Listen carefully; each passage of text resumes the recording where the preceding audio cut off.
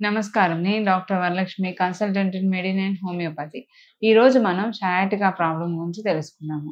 Sciatica problem అనగా మనకి వెన్నుపాము నుంచి మనకి కాలు కింది భాగం వరకు నడుము భాగం అంటే L3, L4, L5, S1, S2, S3 దగ్గర నుంచి మనకి సయాటికా నర్వ్ అనే ఒక నర్వ్ అన్నది పొడవైన నర్వ్ అనమాట ఇది బాడీలో.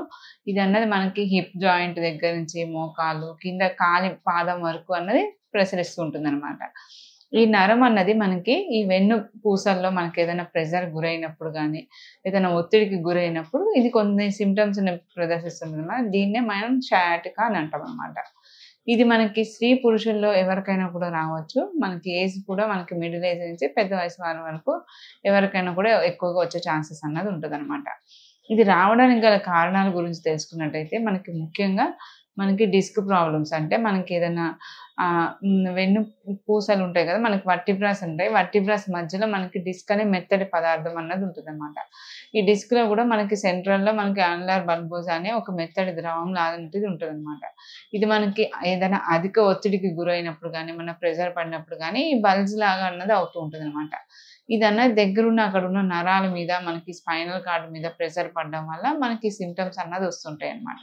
ఇది రావడానికి ఇంకా కారణాల గురించి తెలుసుకున్నట్టయితే, మనకేదైనా డిస్క్ బల్జ్ గానీ, లేకపోతే డిస్క్ హెర్నియేషన్ వల్ల గానీ, లేకపోతే మనకేమన్నా ఆస్టియోఫైట్స్ లాంటివి ఏమన్నా ఫార్మ్ అవ్వడం వల్ల గానీ, లేకపోతే మనకింకా వెన్ను పూసల వర్టిబ్రాస్‌లో ఏమైనా ఇన్‌ఫ్లమేషన్స్ గానీ, కొంతవరకు అధిక బరువులు మోసే వాళ్ళలో గానీ, ఎక్కువ కాన్స్టెంట్‌గా నుంచుని ఒకటే పొజిషన్‌లో వర్క్ చేసే వాళ్ళలో గానీ, ఎక్కువ సెడెంటరీ లైఫ్ స్టైల్ ఉండే వాళ్ళలో గానీ, కొంతవరకు ఒబేసిటీ ప్రాబ్లమ్ ఎక్కువగా ఉండే వాళ్ళలో గానీ, ఇంకా కాన్‌స్టిపేషన్ ఎక్కువగా ఉండి, ఎక్కువ మలబద్ధకం ఉండి, ఎక్కువ ప్రెషర్ పడిన వాళ్ళలో కూడా ఈ ప్రాబ్లమ్స్ అన్నది వస్తూనే ఉంటదనమాట.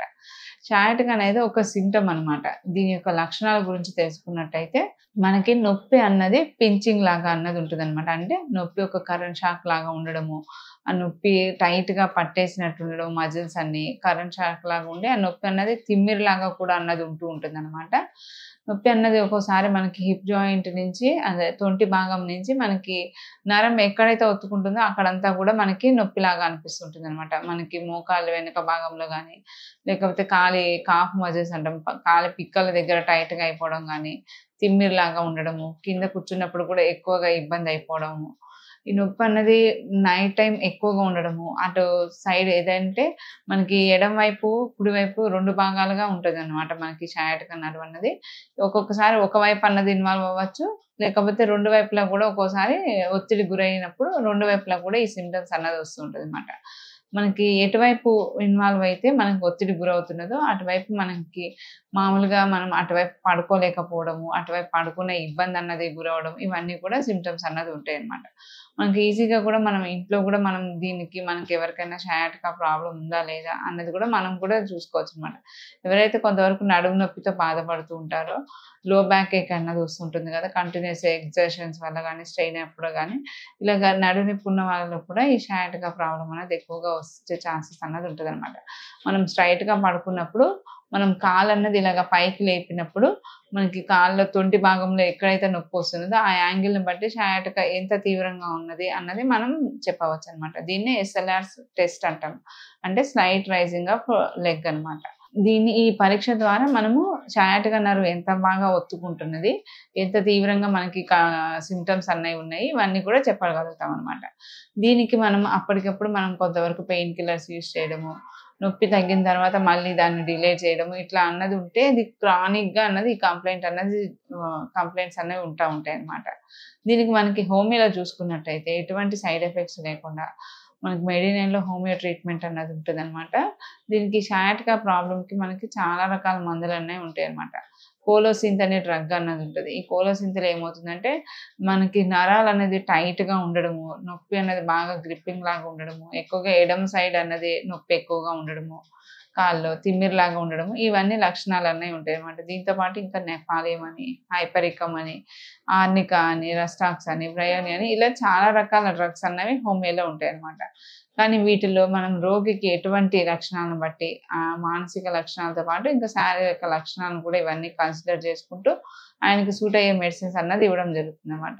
వీటిలో ఎలాగుంటుందంటే నొప్పి అన్నది గ్రాడ్యువల్‌గా తగ్గుతూ మనకి మజిల్ స్ట్రెంత్ కోసం నర్వ్స్ కూడా మనకి స్ట్రెంథెన్ అయ్యి మళ్ళీ మనకి నొప్పులన్నది మెడిసిన్స్ స్టాప్ చేసినా కూడా మళ్ళీ తిరగబెట్టకుండా ఉండేలాగా హోమియోలో మెడిసిన్స్ అన్నవి ఉంటాయన్నమాట.